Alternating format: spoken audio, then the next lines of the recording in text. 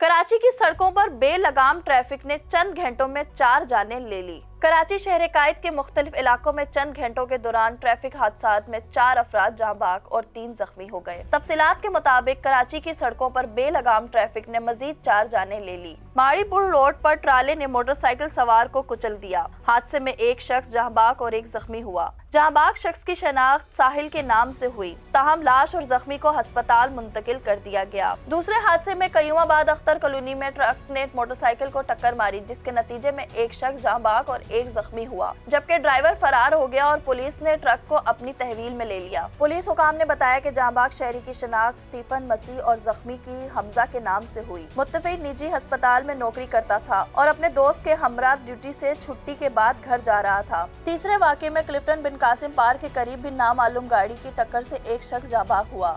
Rescue हुकाम के मुताबिक जाँ बाग शख्स की शनाख्त अफनान के नाम से हुई।